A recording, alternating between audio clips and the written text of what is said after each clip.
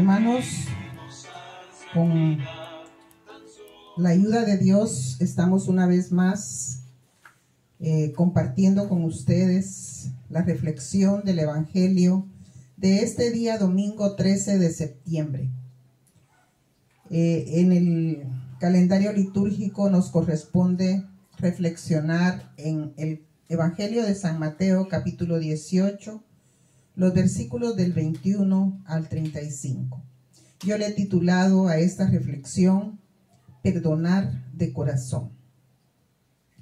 El domingo pasado se habló del perdón, el proceso que se debe hacer cuando hay un conflicto entre hermanos y se necesita perdonarse, reconciliarse.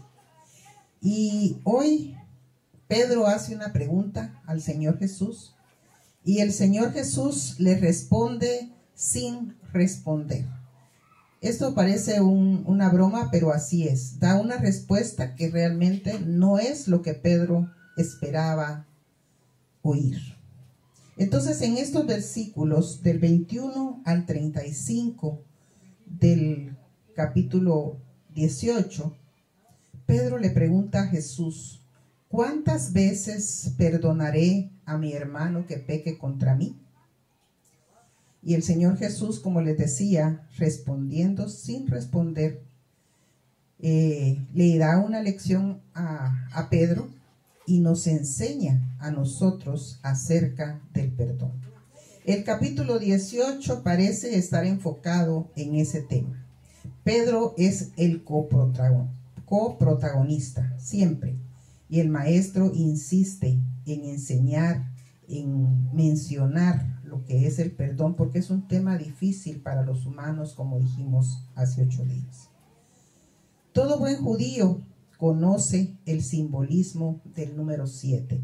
Nosotros también hemos oído acerca de lo que representa el número 7. La plenitud nos han enseñado. También se relaciona con el séptimo día, es decir, el día de reposo del Señor. El Talmud, que es un libro también de las culturas antiguas, señala que se debe perdonar hasta 3 veces la misma ofensa y al mismo ofensor. Pero Pedro supera ese desafío y le dice al Señor: ¿hasta 7? ¿Cuántas veces debo perdonar a mi hermano que peque contra mí? ¿Hasta 7? Superó lo que en la cultura se manejaba de perdonar 3 veces. Pero la respuesta de Jesús es: no te digo hasta 7, sino aún hasta 70 veces 7. Es el mismo simbolismo del número 7, pero aumentado exageradamente en este múltiplo de 7.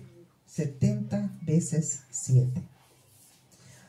El maestro aprovecha la ocasión de este encuentro con Pedro para relatar una parábola. Cuando él da esa respuesta, que no es la respuesta que Pedro esperaba encontrar, él aprovecha para ilustrar la respuesta que está dando. Y utiliza una parábola muy conocida, mis hermanos. Esa parábola de aquel siervo que le debe a su señor 10,000 talentos. Y cuando hemos predicado este texto, tratamos casi siempre de buscar, de investigar a cuántos quetzales, a cuántos dólares, dependiendo de dónde nos encontremos, equivalen los 10,000 talentos. Pero ahora lo único que podemos decir es que es una deuda imposible de pagar. Una deuda tan grande para este siervo, que lo que él gana, ni aún en varios años, si él no usara el dinero de su salario, podría pagar la deuda. El amo, conforme la ley, ordena que debe venderse al deudor, a su mujer y a sus hijos y todo lo que posea para pagar la deuda. Esa era la ley que se manejaba en ese momento. Una ley de una cultura esclavista. Él se postra ante el Señor ante su amo, tanto que el amo es movido a misericordia y le perdona la deuda. Aquí es donde está lo grande del relato, lo que nos quiere enseñar este relato. Porque no le dice, bueno, te voy a dar tantos meses para que reúnas el dinero y me lo pagues, sino que le perdona la deuda. Una deuda que para él es imposible pagar. Sin embargo, su deuda es perdonada. Yo no sé cuántos de nosotros hemos tenido la experiencia de que se nos perdone la deuda. A veces nos sentimos felices solo por un periodo de gracia, como ha sucedido en estos tiempos de pandemia. Pero a él le es perdonada la deuda. El siervo a quien se le perdonó la deuda, en este relato, se encuentra con un consiervo que le debe 100 denarios, una cantidad mínima que no es comparada ni comparable con la cantidad que le fue perdonada. Y este siervo que acaba de ser perdonado no perdona a su deudor, lo manda a la cárcel conforme la ley.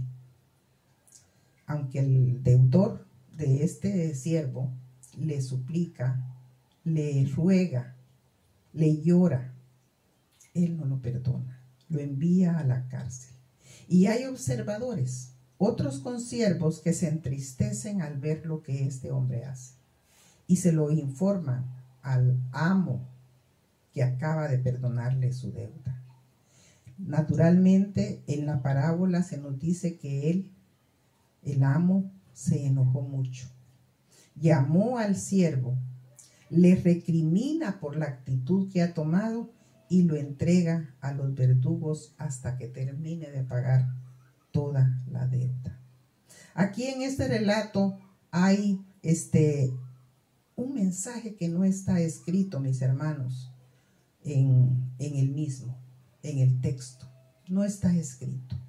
Pero nosotros tenemos que reflexionar cómo a Pedro le interesa solucionar las relaciones personales en su comunidad. ¿Cuántas veces hay que perdonar?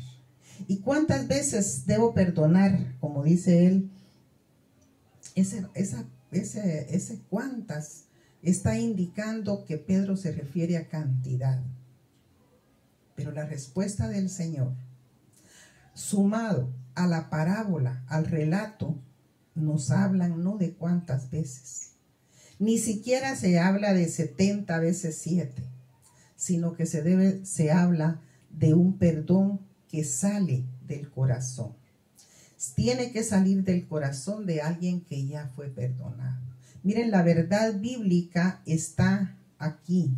La verdad bíblica que refleja nuestra experiencia. Como cristianos, nosotros tenemos una deuda imposible de pagar. Y esa deuda solo fue posible pagarla por medio del perdón y la misericordia de Jesús. Ese perdón y esa misericordia de Jesús y su sacrificio en la cruz pudo borrar deudas pequeñas y grandes. Pero nosotros que hemos sido perdonados con esa deuda de pecado tan difícil de cumplir, de perdonar, no somos misericordiosos ni perdonadores. Ese es el fondo de este pasaje y de esta reflexión.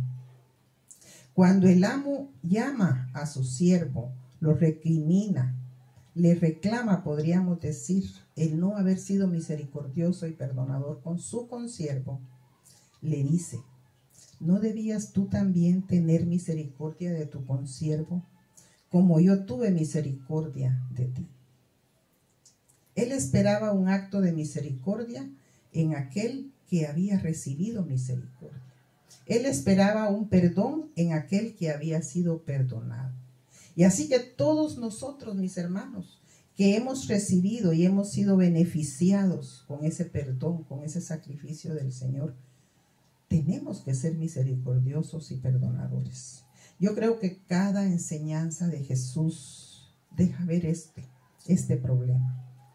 ¿Por qué nosotros, que somos tan bendecidos, que somos tan amados por Dios, A cambio de ser misericordiosos y perdonadores, somos egoístas, somos rencorosos, somos mezquinos y se nos hace difícil perdonar. Hay cosas, mis hermanos, que nosotros guardamos por años. Una palabra ofensiva a nosotros no se nos borra de la mente. Un golpe o un mal gesto que alguien nos haya dado, tal vez en la escuela, cuando éramos niños, a nosotros lo tenemos grabado. Tal vez muchos de nosotros estudiamos en la escuela cuando todavía no existían las facilidades para guardar una foto, para guardar un video, pero nosotros esos videos de momentos malos los tenemos guardados en nuestra mente y nos es difícil borrarlos. Como decía, somos rencorosos. Esa es la palabra. Y por el rencor de las cosas malas que nos han hecho, nosotros no somos misericordiosos ni perdonadores. Pero el Evangelio, mis hermanos, que es la buena noticia que Jesús comunica, nos demanda tener misericordia. ¿Se recuerdan ustedes de la parábola del buen samaritano? ¿Quién fue el prójimo de aquel que fue dejado en el camino por los ladrones, todo golpeado? El que tuvo misericordia de él. El Señor nos recalcó, y ahí lo podemos encontrar en el Evangelio, la necesidad de que nosotros devolvamos, si se puede usar esa palabra, de alguna manera esa misericordia y ese gran amor que el Señor nos ha dado. No pensar en cuántas veces, porque nosotros somos muy legalistas. Y si el Talmud decía que hay que perdonar 3 veces, a la 4ª vez, aunque la persona nos venga a pedir perdón de todo corazón, ya no se puede porque se cumplió con la ley de que son 3 veces. Para Pedro, para los judíos, eran 7 veces. Y era un número perfecto. Y ya cumplí con las 7 veces, pues la número 8 ya no vas a tener perdón. Pero al Señor no le interesa que contemos las veces que hemos perdonado a alguien. Porque si bien es cierto que el día que nosotros nos acercamos a Jesús y le buscamos como lo reconocimos como nuestro Salvador, todos nuestros pecados fueron perdonados. Pero seguimos pecando, seguimos fallando y el Señor sigue perdonándonos. No importa cuántas veces, no importa cuántas veces, pero nosotros tenemos que pensar, ¿cómo es el perdón que yo doy? A veces a nuestros hijos nosotros les decimos, bien, te voy a perdonar esta falta, pero a la próxima te va a ir mal. Ahí serían dos oportunidades que va a tener el hijo. Pero ningún padre se queda con la segunda. Cuando viene otra falta, nosotros nos olvidamos que un día le dijimos, a la próxima ya no te voy a perdonar. Porque amamos a este hijo y le seguimos perdonando sus errores. Pues de la misma manera, el Señor nos perdona y nos sigue perdonando nuestras debilidades, nuestras faltas. Pero así como a nosotros se nos perdona el pecado, nosotros tenemos que perdonar a los otros. Como humanos cuesta, mis hermanos, seguir a Jesús, amar como Él amó, perdonar como Él perdonó. Y solo lo lograremos cuando nos pongamos atentos a oír sus enseñanzas. Iniciemos el camino al perdón y a la reconciliación entre hermanos a partir de este capítulo 18 que hemos visto en 2 oportunidades ya, el domingo pasado y este domingo. Reflexionemos, mis hermanos, y seamos lo que el Señor quiere que nosotros seamos. Que Dios les bendiga.